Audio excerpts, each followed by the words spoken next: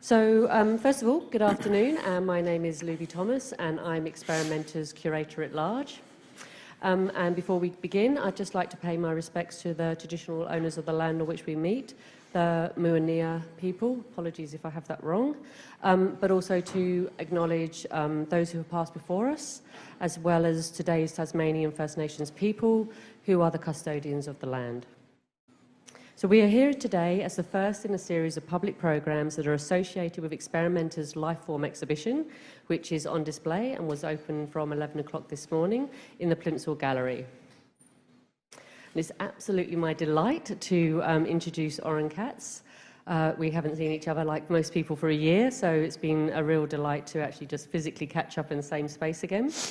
Oron is the director of SymbioticA, which is the Centre of Excellence for Biological Art in the Western Australian University, or the University of Western Australia, which he co-founded in 2000. He's a pioneering artist, and he's established the Tissue Culture and Art Project in 1996 with his collaborator, Yanat Zur. He's also a researcher, a designer, a curator, and really a global leader in this field of biotechnology and art. So Oron and the Tissue Culture Project, as well as SymbioticA, has been recognised globally through awards from leading institutions such as ours, Electronica. He's been acknowledged as one of the world's top innovators, shaping our creative future, and is mentioned in that way in many publications. He teaches, and in fact he's done a better list than myself, across the globe, so from Harvard, MIT to the RCA in London. And he's also currently on an Australia Council Fellowship. He has his work, and also the Tissue Culture Project's work has been exhibited and collected in leading museums and galleries, from MoMA in New York to Mori Museum in Tokyo, NGV, GOMA, National Art Museum of China, to name but a few. And I'm delighted to have Biomess, a work which is from the Tissue Culture Project, in the Life Form exhibition, which is in down in the Plimsoll Gallery, and will be touring nationally for the next 3 years. So I hope, and I'm sure most of you are aware of who Oron is, but I hope that's given some insight into the depth and breadth of Oron's knowledge as he takes us through an intriguing narrative into the relationship of science and artists. So over to you, Oron. Thank you so much. Yeah. Thanks. Thank you, Luby, and thank you, Jonathan and Jane, for inviting me here, and Svenja for hosting me. It's such an amazing first trip outside of WA.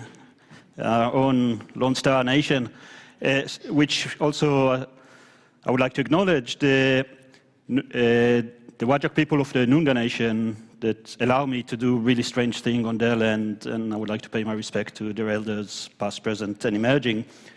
This talk is going to be quite strange. It's going to take you through, I suppose, some kind of a weird trajectory that would start with my own practice, peppered with some more of my work and the work that I'm doing with Yanat as we go along. But what I'm trying to do is to give some kind of a biased history and frame of the practice of artists working with biological systems, and try to unpack why they're doing it, and what are kind of the scientific background of many of the works that are happening. And a question that will remain open is, if scientists have been working with biology for so long, why artists only recently started to manipulate and work with living biological systems? So that would be an open-ended question that maybe by going through this journey would illustrate some points that would need further unpacking as we go through.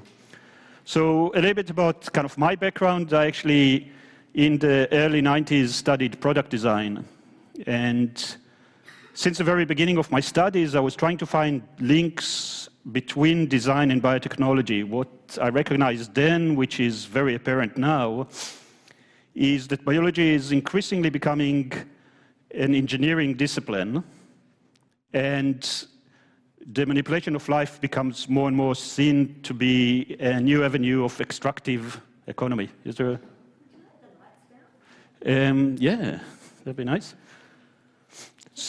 So yeah, basically we're starting to see how we're starting to treat living biological systems basically as economic, for their economic potential for extracting value out of them for human wants and desires. And if that's the case, it makes sense that designers would jump in and start to design living biological products. So my whole thesis, which at the time in the mid-90s can be considered to be a speculative design thesis, was really looking at that. I came up with this idea from a very deep ecological design perspective. I thought that I'm about to find something that might help get the world out of the mess we're in.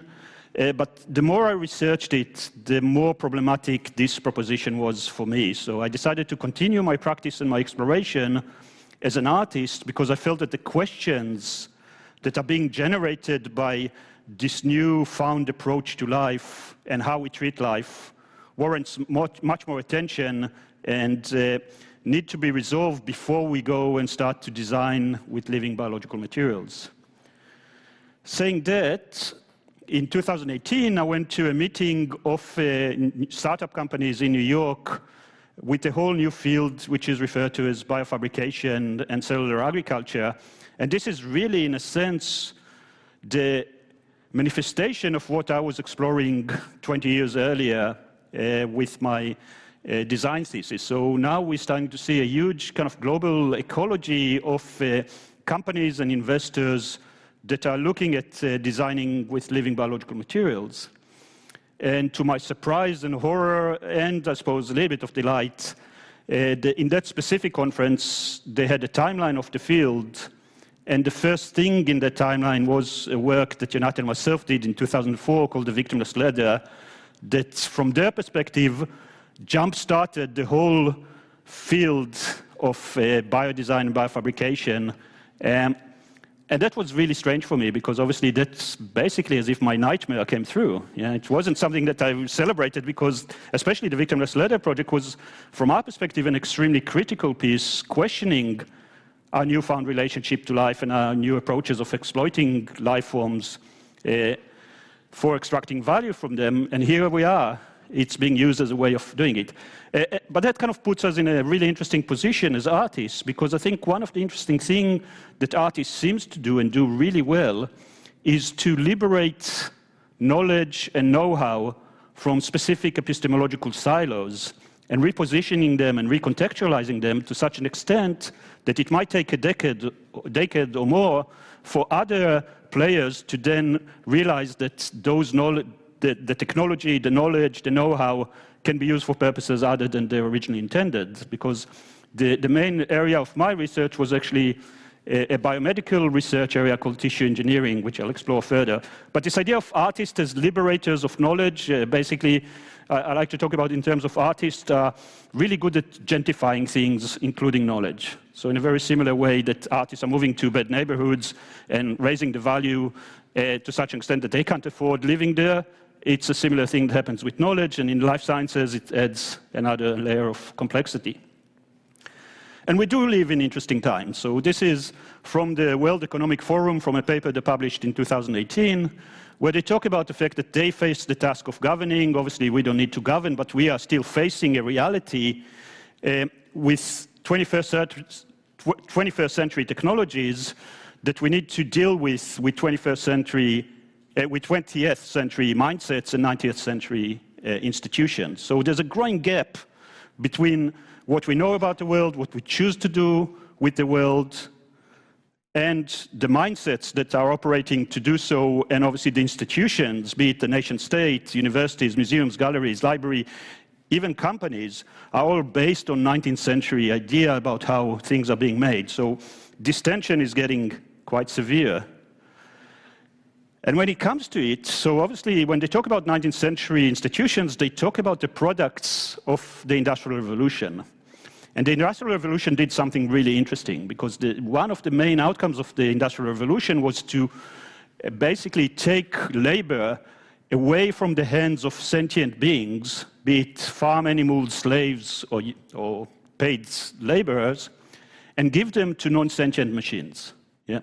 So, and that's really one of the main issues, is that we could now have machines that are not sick, that are not falling apart, that can do the labor for us for much cheaper and without any consideration, any ethical consideration for the well-being. And that was one of the main drivers of the Industrial Revolution. And this is just a little example. This image here is of a meat packing factory in the United States from the mid-19th century. And the story goes that those were basically industrialized disassembly lines. Yeah, so they would take a complex thing, like a pig, and cut it and abstract it into individual components in a very systematic way. And the story goes that Henry Ford went to see those disassembly lines for him to come up with the assembly line, where the assembly line, you take discrete abstract components and you put them together into a final product. Yeah? So even the idea of industrial revolution, even the idea of the assembly line actually started from taking apart a living being as a way of understanding how those processes operate. Now we are living through what is so-called the Fourth Industrial Revolution. This is what the World Economic Forum referred to. And what the Fourth Industrial Revolution promises us is to bring sentiency to machines. Yeah, so think about things like artificial intelligence and artificial life. Think about complex systems that are becoming intelligent and have their own sentiency and are starting to exist outside of human control.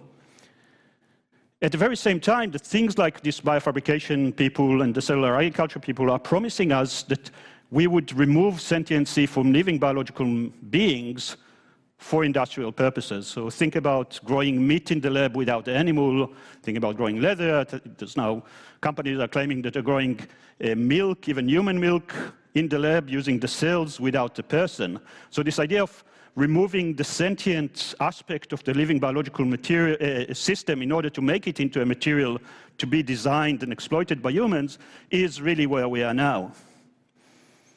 And that obviously raises a lot of questions. Yeah? So in the same way that the Industrial Revolution changed the way our society and our culture operate, there's a good chance that this kind of mental shift or shift in mindsets would really change the way we treat life around us and, by extension, other humans and societies.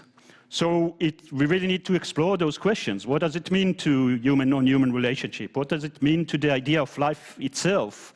Labor, exploitations, and what is the ontology of sentiency? What does it mean to be a sentient being in a time where sentiency is being removed from biological being and given to non-biological entities? And we also live in a time where we treat nature as an obstacle to be overcome. All of those attempts, regardless of how fluffy and green the rhetoric around using living biological systems is, they constantly basically trying to force those systems to operate against their own nature. Yeah?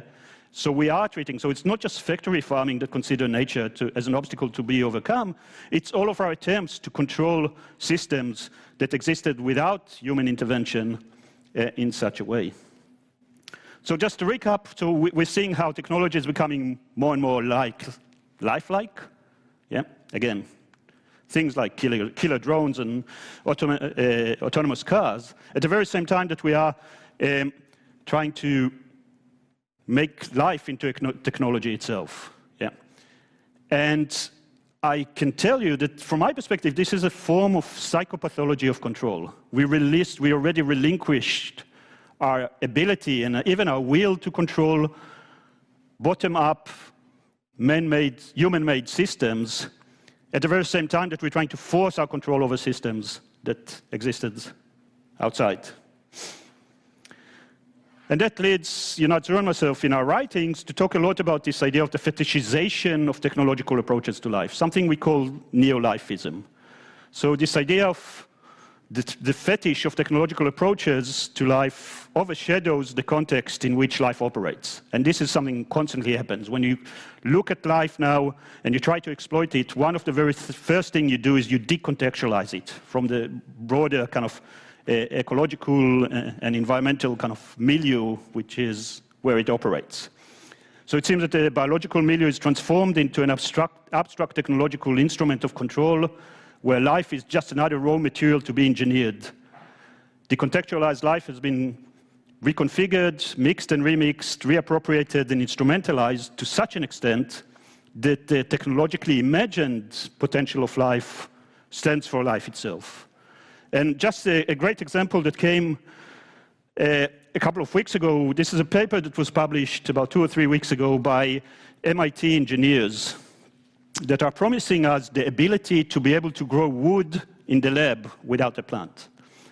And they're suffering from such an acute form of Neolifeism that in the paper itself, and I have no idea how a paper like that was ever able to go through a peer-reviewed journal without that being struck out, because they say the proposed isolated plant tissue-like generation promises several key advantages over existing practices. For example, the production of only useful plant components, be it wood or other bits, without unwanted and or unusable plant anatomy. And here they're talking about bark, small twigs, roots, and leaves. Yeah? Produces waste associated with the biomaterial production process. It's so wrong on so many different levels, but let me talk about the leaves and roots. Yeah? Those engineers are referring to them as being useless in order to be able to grow wood. How you grow wood? How would you grow wood in the lab? You'll have to feed it with something. Where would the food come? From leaves and roots of something else, yeah? But this idea of separating and being so divorced from the reality of the organism, in this case, it's a plant, and actually almost saying that trees are bad for the environment and wasteful, and growing them in the lab is somehow going to be a better solution. There's other strange things in this paper that just doesn't make sense. And the fact is that it's not just it was published in a reputable scientific journal. Those people are going to have a company. Those people are going to generate millions of dollars in investment because they somehow figured out a way to solve the problems of our world by removing roots and leaves, because they're somehow useless. Yeah, that's how strange the mindset that we're operating from is now. And we also live in a time where kind of this 20th century ideas about different disciplines, what I refer to as idealized social contracts of those different disciplines, you know, and it's idealized. It's not how those disciplines actually operated in the world, but we always had this sense that science is truth. Yeah, science is going to tell us verifiable knowledge, that at least kind of would be grounded. Whatever we hear from scientists would be grounded through rigorous fact-checking and experiments that would tell us things about the world, and they constantly have to be verifiable. Art, especially in the 20th century, was trying to defamiliarize the world, yeah, make strange, make the everyday strange. Or as Picasso said, art is a lie that tells the truth.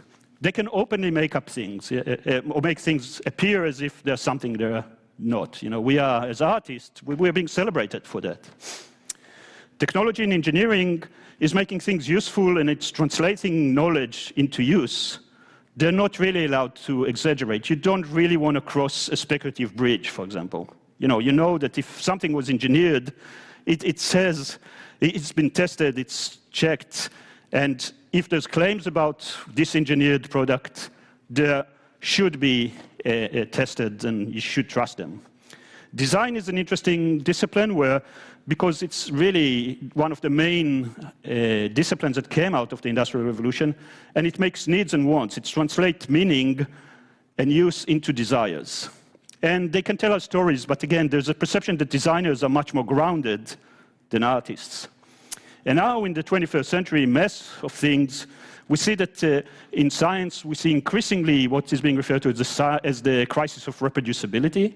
There was a paper in Nature that was published in 2016 that basically claims that 70% of experiments that are being published in scientific journals cannot be replicated.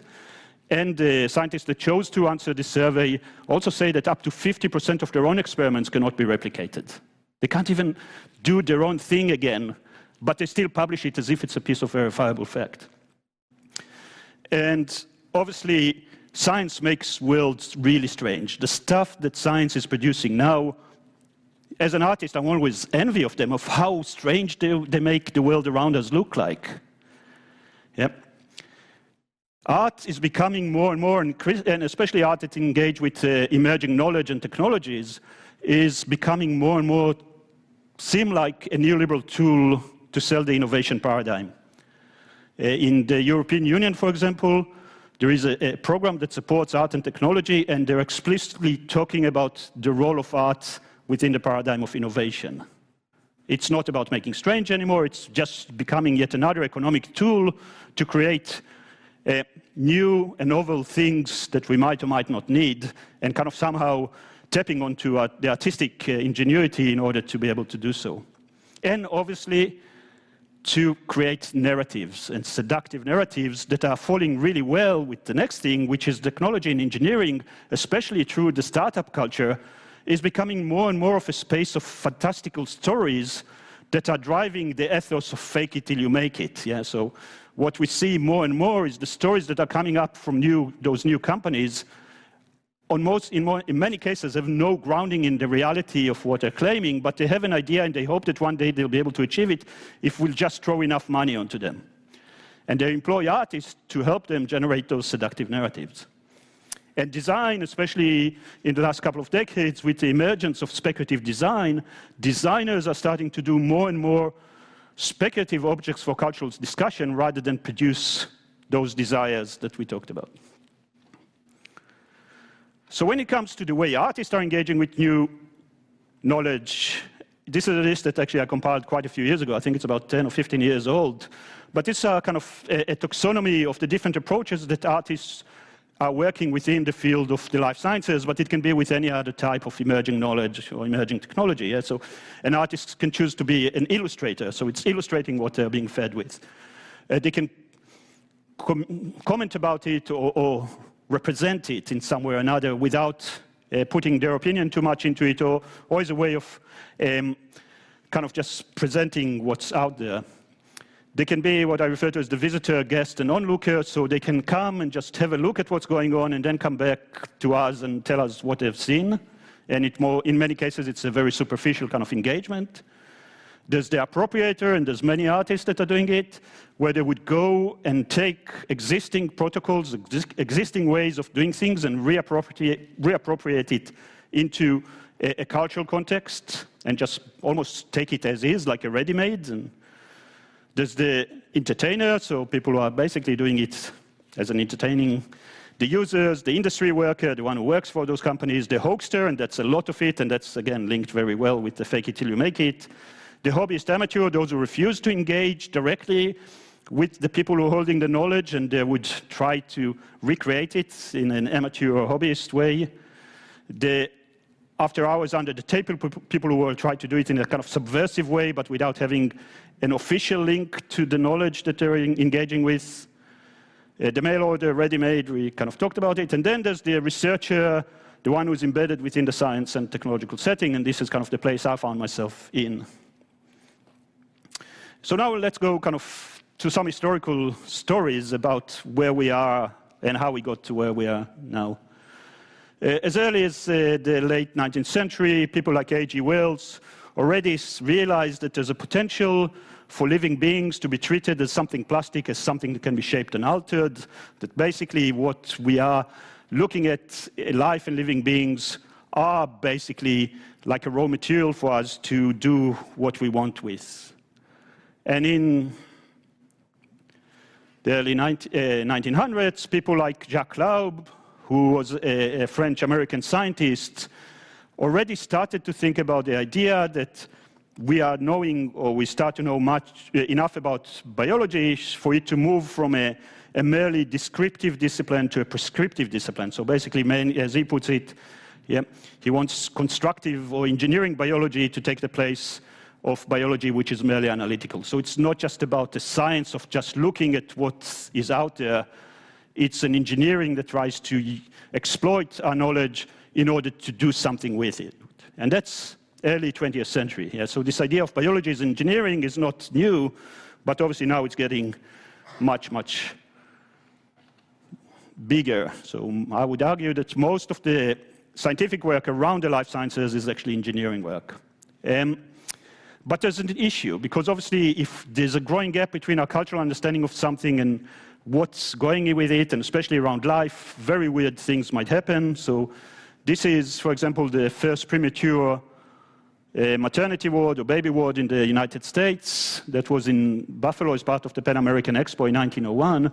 And note those crowd control rails there, because actually that was a freak show. And we know it was a freak show because when the Pan American Expo shut down, they moved this whole operation to Coney Island. So it was actually one of the very first permanent installations in Coney Island, in the fairgrounds there. Next to the bearded woman and the strongest man on earth, they had the display of infant incubators with living infants. And there's many, many reasons why that was put there and not in a hospital, for example. But suffice to say that from the sake of this argument, there was no other place to put human bodies in machines because there was no other cultural articulation of their existence, and the only place they could end up was within the context of the freak show. So even when hospitals started to take them, because they had about 80% success rate, as opposed to almost zero if those babies would be left alone, it took quite a while for hospitals to realize that this is something they need to do. But even then, they were distributed to hospitals and amusement parks from Dreamland, Coney Island. Yeah? So again, it's much more complex than that, but this idea of the fact that if we don't have a cultural place to put something in, it almost by definition becomes a freak. In the 1910s, there was a big resurgence in this whole field. Those of you who might remember, no, but there was a big debate at the time. So you can imagine, this is about 60 years after the publication of The Origin of Species by Charles Darwin, a huge debate between the vitalist and the mechanistic views of life. Yeah, so you had the people who said life is special, there's a life force that cannot be reduced to any material perspective, and then there were the mechanists that basically said, no, life is merely just another natural phenomena that can be understood, learned, and dealt with. And this is a book by a French scientist called Stéphane Leduc, and called The Mechanism of Life. And what he was trying to argue there is that life is merely a complex chemical reaction. And that was partly part of the debate that he had with Henry Bergson, who was talking about the vital force and the vitalist idea. So there was an intellectual fight between the mechanistic and vitalist views of life. And actually, yesterday I was in a conference in London and had a big fight with the synthetic biologists because they hate it. So the current synthetic biologists really hate when someone reminds them that the term synthetic biology was coined by Stéphane Leduc in 1911 with the claim that they know enough about life. So speaking about 1911, before they even discovered DNA, that they know enough about life to be able to synthesize it and start to work with it. And this kind of hybris is something that is being kind of rehashed now through the conversations that synthetic biologists have. So what Leduc did in his book was to show different types of chemical experiments from very simple to very complex that are all expressing lifelike behavior. And he basically said, if we put all of those things together, we can create something which is alive. So this is a very simple experiment where you take two types of salt solution, an Indian ink, and you drop one of the salt solutions over the other, and it creates something that looks very much like tissue. So if you look down a microscope at the tissue, you would see something quite similar, which is basically cells with a nuclei inside and a cell membrane. And that's just being done out of basically three types of materials, very easily conducted. And I might come back to that because we did a piece where we automated the system. Then around the same time also this guy came about. This is Alexis Carrel, who won the Nobel Prize for Medicine in 1912. And he's the one who really, in a systematic way, figured out that you can take parts of complex organisms outside of the original body and grow them outside of the body using artificial support. So one of his colleagues, one of his co-scientists, recognized it very well in a paper they published in 1916, where he says, through the discovery of tissue culture, so tissue culture is taking tissues and cells outside of the original body and culturing them outside. So through the discovery of tissue culture, we have, so to speak, created a new type of body on which to grow the cell, a new form of cell environment in any respect different from normal body, the normal body that nature has given the cell in which to develop. So there's two really interesting things that we can take out of this statement here. First of all, this creation of this new type of body. So in order to decontextualize that part of the body, those cells and the tissues, from the original environment, from the original context in which they operated, which is the body, you need to create a new type of body, and that's a technological body. And obviously, this technological body has got nothing to do with what I refer to as normal body that nature has given. Yeah? So it's not natural, it's not about it, it's creating a form of a hybrid monster that is a combination of what kind of living systems came up with and human technological intervention that creates this new technological environment where they operate. In 1936, as far as we know, this is the first example, or it's being used often as the first example of an artist who manipulated a living biological being and exhibited it as an art form in a cultural context in a museum. So this is the work of the photographer, what's his name? Edward Steichen, in the MoMA. So what Steichen did, besides being an amazing photographer, he also was creating different types of monstrous delphiniums by using different types of mutagenic agent to mutate those flowers, including in asthma medicine and stuff like that. And he created those flower arrangements of those monster flowers to accompany the exhibitions that he had. He was a bit careful. He never really referred to it directly as being an artwork, but it was obviously presented within the context of an art exhibition by an artist who was responsible for the creation of those new life forms. So this is kind of considered to be the first example of biological arts or bioart. In 1938, our good friend Alexis Carrel, the guy that I mentioned before, started to collaborate with Charles Lindbergh to develop what they called the organ perfusion pump. So they devised this really elaborated glass pump to be able to keep not just cells, but full organs alive outside of the original body from which they were taken. And you can see that the actual device itself was almost designed for display, and they would take it on fairs, and they would show it around. At the very same time that he was working with Charles Lindbergh on this project, he also wrote a pseudo-scientific or a pseudo-philosophical book called Men the Unknown, which is a really strange book, and in it he also recommends the use of gas chambers to eliminate undesirable elements in human society. So when the Nazis invaded France, he moved back from America to France to set up the Institute of Men for the Nazi regime in France, and actually quite a lot of the healthcare system in France is still based on Carrel and his ideology. But obviously, another really interesting thing about Carrel is that he was sure he's going through his technology because he was looking for the keys to immortality. He actually was, in a sense, one of the very first transhumanists. And he even believed that he can revive people to such an extent that he went to a lawyer to ask what legal responsibilities he might have towards humans that he revived and brought back from the dead. And some people claim that actually he was the character, the Hollywood character of Dr. Frankenstein is actually based on him and his lab. And then Second World War came, and that was like a big rebooting event. So Carrel was wiped out of history because he was considered to be a Nazi collaborator.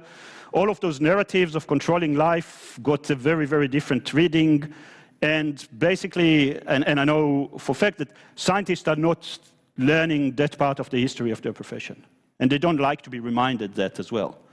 But those are stories that we need to remember. This acute cultural amnesia that we're suffering from, it means that now we are having conversations which are very similar to conversations that happened around Europe, in particular in the early 20th century.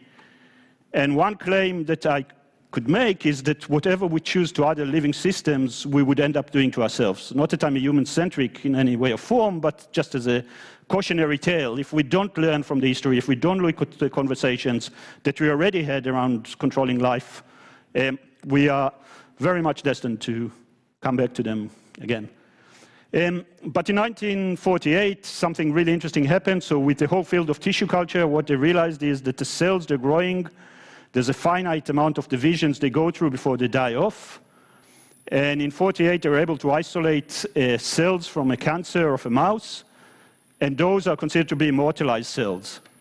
So those are cells that can basically, theoretically, divide forever, and it's become a baseline for scientific research because you can start to ship them around the world, and all are starting from the same baseline to do their experiments. And those cells still exist. So a life expectancy of a mouse is up to 4 years. This is from 1948, and we still have these L-strain mouse cells around the world. And if we would collect all of the cells that are currently in distribution and are alive, that originate from this one poor mouse in 1948, that would fill this room a few times over. And obviously, only 3 years later, the first immortalized human cell line came about, and that's taken without consent from a cervical cancer of an African-American woman called Henrietta Lacks. And again, the same kind of story. Those cells have been used for scientific research extensively, and the biomass of the cells now far, far exceeds the biomass of Henrietta when she was alive. Yeah, and it raises a lot of questions about kind of the integrity of the body, obviously issues around consent, and issues about, is that really Henrietta or not? Because there are a bunch of scientists that actually claim that we should classify those cells as a new type of microorganism that exists in a new environment, and that's the lab environment, which is becoming an amazing new and diverse ecology of life forms that never existed before. Yeah. 1953 was the discovery of the structure of the DNA molecule. So scientists knew that there's some way in which instructions about how bodies are being made, obviously being kind of transferred through kind of different types of hereditary mechanisms. And by finding the structure of DNA, that opened up quite a lot of possibilities. And obviously, Watson and Crick are credited as finding it, but the image you see here, it's X-ray crystallography by a female American researcher called Rosalind Franklin, who for many, many years was wiped out of the history of the discovery of that. But that was the key to understand the structure. The idea of DNA became so strong that that narrative of DNA being the only thing that research in biology is taking place in became really dominant. But before that, then we started to see, so this is the 1980s, we started to see artists like George Gessert, who in a very kind of traditional selective breeding system was able to create flowers that he referred to them as living paintings. So he was a painter. He got really, really interested in this idea of regeneration. He's talking about dropping ink onto kind of Japanese paper and seeing how the ink kind of travels through the veins of the paper, and realized that there's ways in which you can create those generative paintings, which led him to start to breed flowers as paintings. And he did some really interesting work around it, including works where the audience would select the most beautiful flowers, and then he would use the rejected ones as compost to compost the next generation of flowers. That led him into hot water because he was accused of being a eugenicist. And this is something which is a common practice with plant breeding anyway. So if you go to Bunnings and you buy a flower, the flower you don't buy that's being rejected is actually going to be composted, and you exercise your selection choices onto those next generations of ornamental flowers, for example. And in 1986, as far as we know, the first time that actually anyone coded information in DNA was a work by an artist called Joe Davis that did this piece, Microvenus. And it's kind of an interesting story because he wasn't really interested in biology at the time. He was more interested in space and extraterrestrial communication. And he was extremely annoyed with the Reagan administration sending those plaques in the Voyager 1 and 2 and a couple of the other deep space explorers that were supposed to show aliens who might find those spaceships who we are. Yeah, so our position in the solar system, many other things. And then, as he puts it, there was an image of Adam and Barbie. Because during the Reagan era, apparently the females didn't have external genitalia. And to such extent, they even had laser discs of Grey's Anatomy, and the whole part about female reproduction was removed from that because they had to censor it, because that's not something that aliens should know about. So, being so pissed off with that, Joe decided to try and communicate with aliens that the human female actually has external genitalia. And he did a series of other experiments, but then he realized that he can code that image, which is the ancient German rune for life, which is basically the missing bit from the Barbie, and code it into a DNA of a bacteria, and then some bacteria can survive the conditions in space, and then just shoot this bacteria to space. So he did it in a this is 1980s, so it was extremely meticulous job to do, to be able to code that information into DNA. He did it, he inserted it into bacteria. He claimed he became the most published author, artist ever, because he had billions and billions of copies of those bacteria in a petri dish. But he wasn't able to exhibit it until the year 2000, where he was invited to show the work in Ars Electronica, and it was presented as such. Okay, 1990s, we started to see artists working with some other life forms. This is the work of Phil Ross. So Phil Ross, since the early 90s, was working with mycelium, with basically the body of a mushroom, and developed amazing ways to create stable structures that he could sculpt in different ways of form to create those living mycelium sculptures, and he developed bricks. He did it from his own studio, so he basically transformed his studio into a clean room, and in a sense was one of the very first kind of DIY amateur biologists, being based in San Francisco, working very, very closely with the hallucinogenic mushroom community in San Francisco in the 90s, sharing their expertise. While he was growing sculptures, they were growing some other things, but he became a real kind of a master of control over mycelium. A few years back, he ended up starting a company. It's a long story why he did it, but they just released this product. So from this hippie artist that he was then, his company is working with Hermes, and they just developed this type of mushroom leather to make into handbags that would cost about $25,000. Saving the world $25,000 handbag at the time. Obviously, after the discovery of the DNA, the next really big thing was this idea, okay, if we have the DNA and that's the instruction to how to make a human, we should read human DNA. So they developed in the early 90s a project which was called the Human Genome Project, and the idea there was to basically be able to read the whole, what they refer to as the Book of Life, and sequence the whole human genome. It was a huge thing. It was, compared to the race to space, it was really expensive, and technology was developed further and further in order to make that possible. And this is kind of a bit of a jump, but the first draft of the Human Genome Project was declared completed in June 2000, and that was mainly because in the late 90s, a new player jumped into the game, and that was a private company called Cellular that was able to read the Human Genome Project the human genome much faster than the public program that was doing it, and the media became more interested in the politics of private versus public science and who owns what, because as opposed to the public Human Genome Project, the private people were patenting the genes that they were finding along the way. So in June 2000, they decided to declare it finished in order to get the media off their backs, and they even admitted, the players there, that it was a political stance rather than a scientific one. So this is where we start to lose trust in science. Yeah, if the scientists are claiming that they finished something and then a year later saying, actually it was just a political stunt because we wanted to get the media off our backs, it tells you something.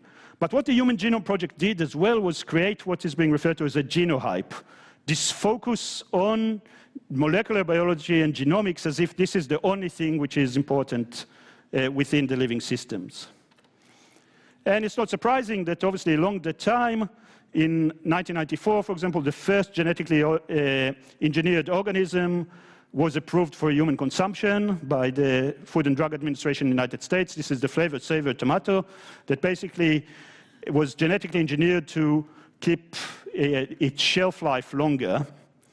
And it went off the shelves really quickly after that, not because of resistance to that, because in the United States there was not so much resistance to genetically modified organism, but basically it had no flavor. So it didn't save any flavor. It was just a piece of red thing that no one really wanted to eat. And then a year later, in 1995, the mouse with Eron speck appeared. And from my perspective, this is one of the most important images of the late 20th century. This is the work of scientists. I spent a lot of time with those scientists. I actually curated the show in 2015, commemorating the 20-year anniversary of that first public appearance and looking at the cultural impact of that image. And very much it was done to create attention, mainly of funders. But it was also a way to show that there is a way to sculpt now with living biological material to such an extent that something which was deeply entrenched in almost all human societies, this idea of the human-animal hybrid, is now a reality. Yeah, so they really tapped into that. And just because of time, I'll kind of just skip that. Beside the fact that one of the scientists that was showing it to the media, because actually the other collaborators didn't want to do it, but he decided that he's going to show it to the media anyway.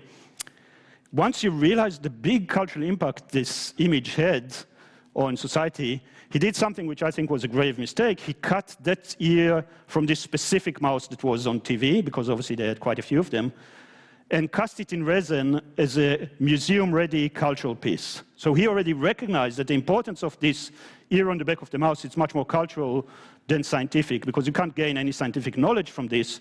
He was trying to give it to the Smithsonian, which I think made a mistake of not showing it. But then a few years later, he even decided that as a scientist, he would own the ability of anyone to be able to show an image of a mouse with human ear on speck by copywriting. And we just talked yesterday about copywriting, but he was able to copyright it in forms of a visual material, either a sculpture, a photograph, or a drawing. And he actually believes, because when I worked with him on the show in 2015, he, in some stage he said, yeah, and I gave you permission. I said, permission for what? He said, to show any version of a mouse with a human ear on speck. I said, like, it's not really up to you to do it, but he believes that he's the one who's controlling it. And this is something that you would rarely see a scientist do, but this is kind of this interesting twist where the scientists realized that what he did was a cultural artifact which has much more significance than scientific knowledge that he generated. In 2003, one of his collaborators, actually the one who actually did the ear on the back of the mouse, a Chinese plastic surgeon called Yilin Chao, was commissioned to make a ear on the mouse specifically for the opening of the Shanghai Science and Technology Museum. And that mouse was alive for the first 2 weeks of the opening of the museum, and then was cast or plastinized and cast. So you can still see that if you go to Shanghai. I'll skip that. Obviously, the ear on the mouse generated so many different responses, from Stellar ear on the, what started as an extra ear, where I originally wanted to put it on his cheek, to an ear on the arm. It was very influential with the work of United myself, because that really cemented our understanding that this technology of tissue engineering is the one we want to go with. People like Art Orient Object also started to work with living tissue around the same time. And just since then, I found out that there were about 6 or 7 artists that around the mid-90s started to work with tissue engineering and tissue culture as the medium for artistic expression. None of them knew about each other, so it was kind of strange that kind of it emerged out, and I would say quite significantly, out of this public zeitgeist that we can do things with life. In 1996, another major scientific thing happened, and that's the cloning of the first mammal, Dolly the sheep. And Dolly the sheep is a really interesting case, because as opposed to the mouse with ear on speck that is a very visible freak and monster, Dolly looks like yet another farm animal. There's not something that can stand for Dolly that tells us this is a scientific breakthrough, but it was, or a technological breakthrough. And after Dolly died, the scientists donated the body to the National Museum of Scotland in Edinburgh. And the people in the museum there had a bit of a conundrum as well. It's like, where is Dolly going to live or being displayed? And they decided that the maintenance of Dolly will be done by the Natural History Museum curators, because they know how to deal with this material. But the display would be within the science and technology and culture side of the museum. So you can see that's a really beautiful image of Dolly as actually moving between those disciplines, between those epistemologies of natural history and science and technology as a transient being. But many other museums wanted a piece of Dolly. to such an extent that the Wellcome collection, and you can actually, it is, sometimes they pull it out at the Science Museum in London, you can actually see Dolly's droppings. Yeah. So remember I was talking about this fetishization of technological approaches to life. If you want to go and pray to the gods of the new technology, you can go to the Science Museum in London and pray to Dolly's droppings. But obviously no museum, as far as I know, collected any of the 277 failed attempts that were done before Dolly was a success. And then you start to see again, mid-90s, more and more artists starting to work with living biological materials. This is the work of Brendan Balaguer. In 96, also the first Roundup Ready Monsanto genetically modified crops started to appear, the canola, the corn, the soy, and so forth. 1997, this is, as far as I know, the first time that living tissue was presented in a gallery. That's a work of Paul Perry, Good and Evil on the Long Voyage, which basically he took his white blood cells and a scientist fused them to make them into a hybridoma. He fused them with cancerous cells from a mouse, and that's a reference actually in the show downstairs. Biomass, the only technological life form in the exhibition is a similar hybridoma, so a human-mouse hybrid. But it's kind of, I find it quite interesting that Paul decided that people wouldn't have a direct view of the biological artifacts. You could only see it through a mirror that reflects from the canoe. So it's a really interesting artistic strategy that still somehow distanced and mediated the appearance of the manipulated life form from the view of the viewers. Obviously, Patricia Piccinini admits that her practice actually started by being confronted by the mouse with earons back. And the protein lattice work that she did in 97, and so many of the work after that, you can actually trace the trajectory of her work back to that image of the mouse with earons back. In 1999, the Cult of the New Eve, which is a group of artists, Critical Art Ensemble, Paul Vanus and Faith Welding, and others, set up a cult which is based on the rhetoric of the biotechnology industry. What they realized is that opposed to other technological developments, this type of revolutionary discourse that is being generated, let's say, about computer and the digital revolution, won't fare really well when it comes to manipulating life. And they found more and more references in which the industry and the scientists that are working with life were using metaphysical and pseudo-religious rhetoric in order to describe what we are confronted by, and just use those quotes to create a new religion, a new prayer book, if you like, which is all direct quotes from the industry of that. Eduardo Katz was able to show his first genetically engineered work in Ars Electronica in 1999, so in a sense beating Joe Davis and being the first artist that presented a piece of genetically modified artwork to the public with his Genesis piece, where he basically took the sentence of Genesis that talks about the dominion of man over life and coded it into a DNA of a bacteria that was presented live in the gallery, and people could turn on also a UV light that would mutate this bacteria and exercise the dominion.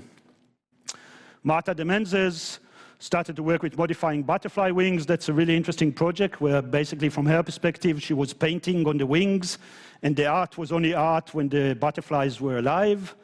And because it was a manipulation in the developing pupa, it wasn't passing to the next generation, so it wasn't a genetic. So each butterfly was a unique piece of art while it was still alive. Adam Zoretsky, an American artist, started to work on different projects, including this one, where he was looking at the impact of vibration and music over bacteria and how they respond to that, and basically creating an interspecies collaborative artwork. Eduardo Katz also in 1999 presented a proposal to create a green fluorescent puppy, canine, and this is his website. Actually, as you can see, it's not from his website. I had to go to the Wayback Machine because he removed it from the website, because a year later he claimed that he did a green fluorescent bunny that no one ever seen with the assistance of scientists in France. And that became the poster kid of the field, but I just want to allude to the fact that the reason why this page, which was obviously, here's a proposition and this is how it might look like, Photoshop per excellence to this one, I didn't touch the image, this is how the rabbit looked like. No one's seen the rabbit. I'll leave it there. 2000 also was the beginning of SymbioticA. I see we're running out of time, so maybe we'll open up questions, and if we have more time, we might be able to talk about a few more projects. So thank you for the meantime. Thanks.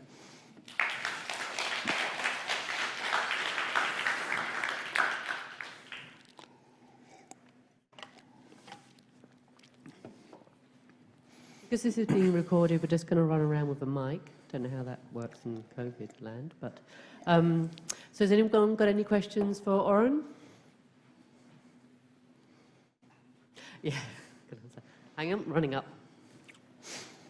I have no idea. Howdy, that was a really cool presentation. One thing that did catch my attention was that you said pigs are complex things. Do you view pigs as things or creatures? Or is that a bit of a loaded question? No, it's a great question. I obviously, and that's something comes up, and actually something came up in my conference in London yesterday with the thing that was going on with the synthetic biologist, because obviously he was referring, and he's working only on bacteria, so from his perspective, bacteria doesn't warrant any form of ethical consideration or agency because they're just tools for him. And he actually titled his talk, How Cells Become Technologies, and this is kind of the attitude of many of the engineering approaches to life.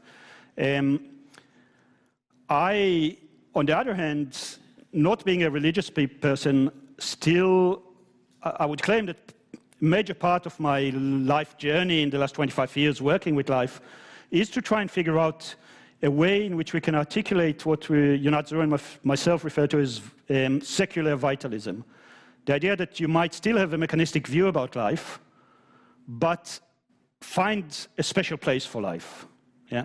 So that there is something which we believe is different about life than any other material, that those types of extractive, exploitative approaches that we have in regard to other resources, let's, be it iron ore or coal or any other material which is not living, shouldn't apply to the way we think and treat life. And this idea of agency and the idea of sentiency and the idea of the fact there is something special about life should be maintained. Yeah? So obviously I used the idea of the pig as a thing just to illustrate the fact it was treated as a product. Obviously when it's in a slaughterhouse, I don't think the people there really treat it as something that needs care or some form of a special consideration. And it's interesting, how many of you grew up in farms? Okay. There's a major difference in the relationship to non-human life, I think, that people that grew up in farms have compared to people who didn't. I grew up in a farm as well. And I think there's a really interesting kind of shift in the way you relate to a life form. If it's there, if your family makes a living out of it, if your neighbors are slaughtering things left, right, and center. I used to spend my summer holidays force-feeding geese. Yeah, one of the cruelest ways in one can engage, and it was totally normalized then. Yeah, and it took me many, many years to realize how horrible that was. But then those geese were a thing for us. Yeah, so I think this is a really interesting kind of thing that we need to explore, and there is a growing gap between our different relationships to life. On one hand, it might be overly romanticized, on the other hand, it can be totally instrumentalized. One thing that I emphasize in my talks as well is that we need to understand that any form of intervention with another autonomous system that exists outside of your control in a non-consensual way is an act of violence. Yes? So what we are doing to other things is an act of violence, and we have to choose the degree of violence that we're willing to exercise towards the other. We can't be righteous about it. So we need to totally acknowledge the fact that our existence involves violence towards others, and being aware of it is a starting point, and being able to make the choices of the degree of violence that we are willing to exercise towards others is the next step. Yep.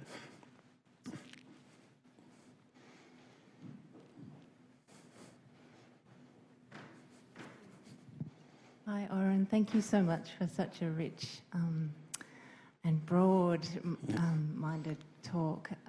My question really follows on from what you were saying about violence and that question of agency in non-human species and non-human life forms, do you see that science itself is a form of violence, and does science need to change, or in what ways can it change so that we can access those questions of agency and volition, or understanding other systems that aren't human or even lifelike in a human sense?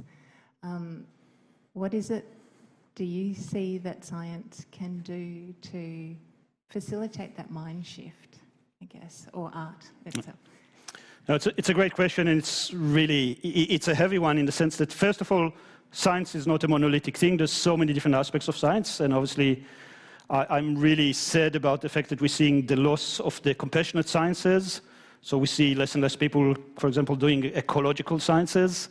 There's a shift towards a much more utilitarian, and this is the romantic in me saying actually science has to be separated from the applied sciences. So we need to allow this pursuit for knowledge's sake, a place in our society which is diminishing.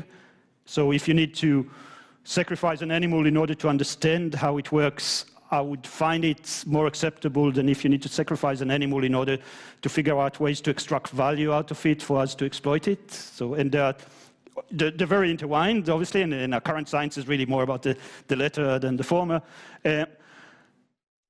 So yeah, there's a need to shift, but then there's the other thing. So there's a really interesting thing that's happening at the moment that can go both ways. So I'm sure you all heard about the microbiome. Yeah, the fact that there's a realization and an understanding, and it's now being accepted, that humans are actually a community of beings. It's not just the one organism. We are a garden.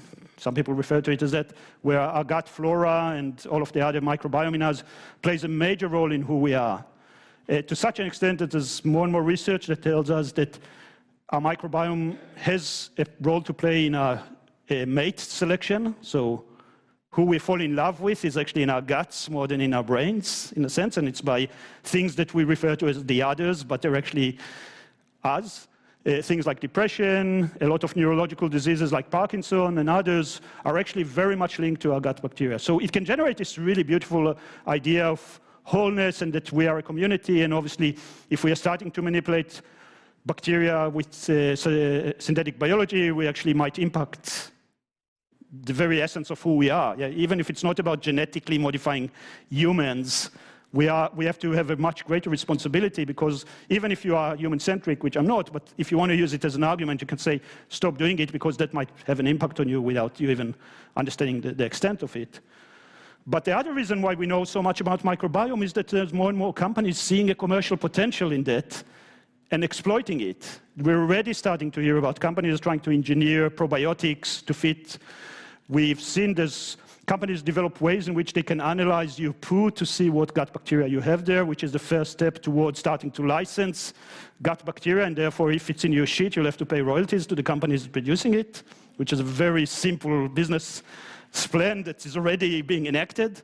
Yeah, so all of those kind of things can go both ways. How we as a society are going to be aware, and on the one hand take this really beautiful idea of us as a community and not allow companies ways to exploit it, is an issue. And the issue I have, and part of my campaign last few years, is about the way in which the Silicon Valley mindset is taking over biology from the food system. So all of the shit around food tech that is now becoming really, really big with billions of dollars of investment. Do we want to get Jeff Bezos-like people to control what we eat? Do we want a Zuckerberg person to control our health system? This is where we're going. Yeah? So how are we going to resist that? I think this is the main thing, beside all of the other stuff that we need to deal with. This is something also that we have to be aware of.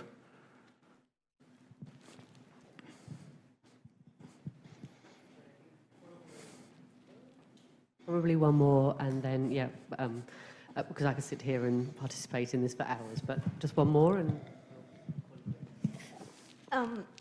yeah, I'm interested in, I think it's a horrible thing that humans have become so viewing of other life as, in that instrumental view. But I wonder if, for you, the distinction is between living and non-living things, or between sentient and non-sentient life forms. Yeah. It's a really great question because it's a continuum. There's no, that's another problem. One thing that, again, is important to remember is that the way we think about the world is determined by the language we use. And we suffer from an acute poverty of a language when it comes to those things. So, for example, we have only one word to describe life in all of its manifestations. And we need to deal with very nuanced kind of gradients of complexity of life, which we kind of have a very kind of wide stroke of brush stroke to try and define and cluster everything together. So I think one thing we really need to do is to invent a new language to describe it. So when it comes to sentiency, because it's a gradient, it's like, okay, where are you putting, where's the limit? The work that Jonathan and myself were trying to do for the last 25 years was exactly kind of questioning those things. So this idea of the semi-living, which is a concept that we started to use very early in our game, was because we're working with parts of animals and we realized that those parts are alive, but they're alive in a very different way than the animal from which they were originally taken, which in most cases was dead. Yeah? So we had a piece of dead meat that we could extract living cells out of it, and they were alive. So this idea of redefining our understanding of life was something that became quite apparent for us.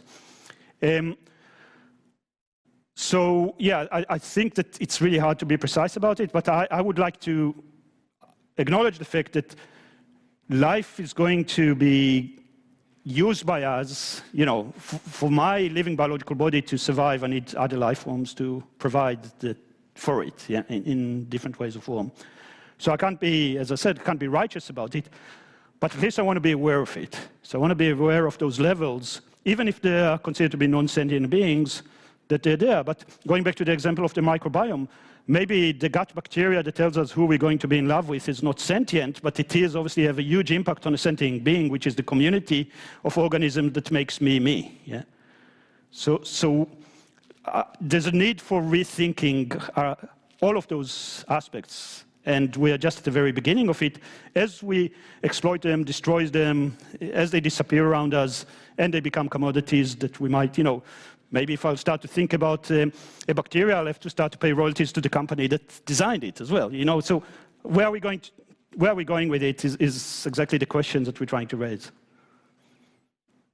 And I think on that note, just because I'm aware of the time, I think we kind of have to wrap it up. Oron's not going anywhere. Yeah, I'm around. He is here for the day. I'm not quite sure when you're travelling again. But he is here today, and we also have an opening tonight, so Oron's around. So if you want to carry on a conversation with him afterwards, I'm sure he'll be around for a little bit. I'd just like to thank you all for your time coming to this presentation, to thank Oron for your time and for putting this together and sharing your thoughts and your knowledge with us. And thank you, everybody, for turning up. Thank you.